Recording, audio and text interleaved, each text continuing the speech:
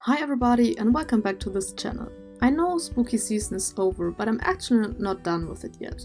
Many of you might be familiar with the Apoctober series by Xavier Z Arts, aka one of the amazing creators on the Subjectively channel. Apoctober is a monthly drawing challenge where you create one drawing each day themed around a certain prompt. And the designs are usually like the name suggests, creepy, apocalyptic and so on. I did not have the time to create a drawing for every day, however I got the idea to pick a few of the prompts and turn them into Fakemon. But not just any Fakemon, I tried my hands on Megaevolutions. Megaevolutions were introduced in Generation 6, the X and Y games, and it's probably the most popular and most beloved feature of the whole Pokemon franchise. I personally love it and I'm really sad it was only in a few games. So at first I wasn't sure if I want Megaevolutions in the Jermanzburg region, however I really like my 3 designs, so there are obviously gonna be Megaevolutions in the region. I chose 3 prompts and created Megaevolutions for 3 of my own Fakemon. The first prompt I chose is Quicksilver, coincidentally the first prompt on the list. The Fakemon I chose to Mega Evolve is Jermanzburg Gigalith, a pretty recent addition to the Pokédex. If you don't know, Quicksilver is like a chemical element. I think it's like some sort of metal and it's poisonous. You shouldn't touch it or eat it. You also probably shouldn't breathe it in. I don't know, chemistry was not my strong suit. Like school in general. You've probably all seen pictures of Quicksilver where you drop it and then they form like those small drops. And to be honest, they look like they would be really fun to touch. But I'm probably not gonna do that anytime soon. I decided to make a Mega Evolution for Jermanzburg Gigalith, because if you watched the other video, you already know that it's based on Mexican silver mines, and even though Quicksilver I believe is not actually silver, it still shares the same color and the name. Also, the main feature of the Rock'n'Roller line is that its body is easy to transform and it can't really hold its form together, which I think translates well into Quicksilver. I wanted to incorporate the theme of like a cave or a mine into it, so basically in the belly area there's like a huge hole which is supposed to look like a mine, and there are energy rock'n'rollers coming out of it, basically like mine workers coming out of the mine, which represent the smaller droplets of Quicksilver that form when you drop Quicksilver.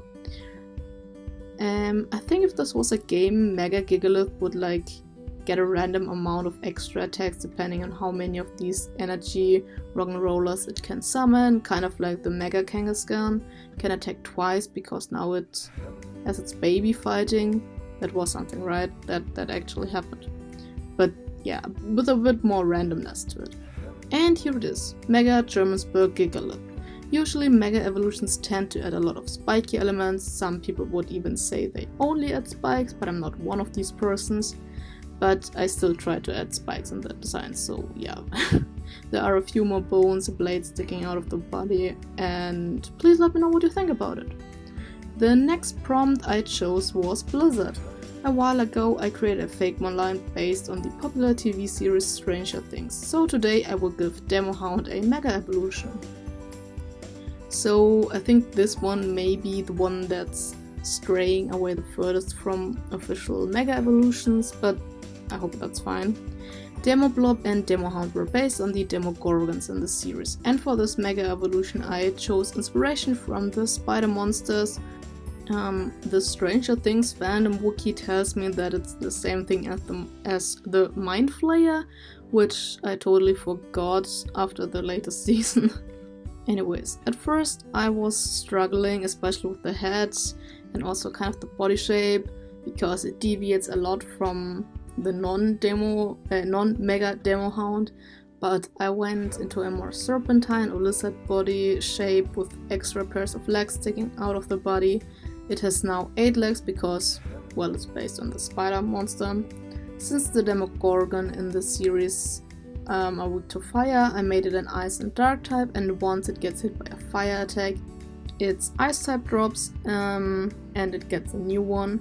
However, I decided that only the frozen form of Demohound can Mega Evolve because once it gets hit by a fire move and turns into the defrosted form, it's too weak to Mega Evolve, at least in my mind. This is just my excuse for not drawing a second Mega Evolution. Maybe I will in the future, I don't know. And I thought giving it the same Mega Evolution in both forms is pretty lame. Like, I was already disappointed in the Mega Evolutions of Mega Latias and Latios. Those were so boring. No offense. Anyways, I added more ice spikes on its back and kind of like a Morningstar club on its tail, and even though the blizzard is not literally represented in its design, it could be linked to its ability where it causes a hail that lasts until the battle is over and doesn't go away after just a few rounds like usual. It obviously also is immune to it itself, but that should be pretty obvious. And here is Mega Demohound. Despite having some troubles at, well, a few points, I think it turned out pretty cool. Not sure if it necessarily reads as a Mega Evolution, but this is the first time I've ever drawn Mega Evolutions, and it was a rather spontaneous idea, so I did not read into it how to design them, but I still hope you like it. And the last one, which is my favorite one, but also least spookiest by far, the Hydra. I instantly knew which fake one I wanted to turn into a Hydra. It's Banananathon. People in the comments already pointed out that it looks like a Hydra, and well, it does.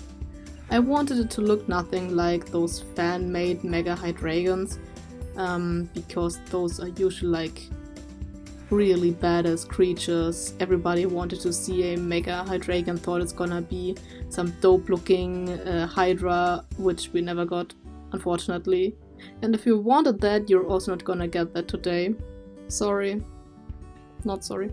Instead, I wanted to have a less serious and fun-looking design. Basically, Banananathon if it was standing on 4 legs. It now can move around and is a bit more mobile than before.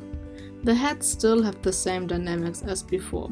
The 2 outside heads are the more serious, protective ones, and the ones in the middle are like the goofy, friendly ones who are really curious, they want to see everything, flick their tongue around, and just goof around.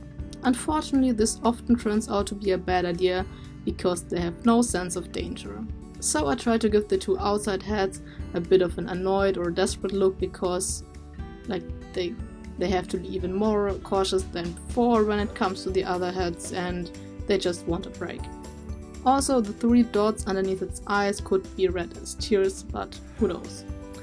I thought about abilities and I came up with 2, but I don't know which one is better or more fitting, so please let me know your opinions in the comments. The most obvious one would be that this fake one can attack 4 times since it has 4 heads, but that's kind of similar to Mega Gigalith or Kangaskhan. And the other idea was that as soon as Banananathon Mega evolves, it will be confused permanently, and there's a chance that it's gonna hit itself. However, if it hits the opponent, the damage will be 4 times the usual damage, because the middle heads are like going around and having fun and not caring about anything, so they accidentally smack their head into the others or like just run into stuff because they don't care. But if they break through the confusion and the chaos, they can actually hit quite well, because it's still a strong Pokemon. And here it is, Mega Banananathon. I have to say, out of these 3, it's probably my favorite one, just because it looks so cute and dorky, but again, please let me know your opinions in the comments. So these were the first 3 Mega Evolutions for the Jermanzburg region. I actually had planned to make a 4th one, but that's actually fitting more for Christmas, so I'm saving it for that special video. Please let me know which one of these 3 would you most likely pick as your ace on the team.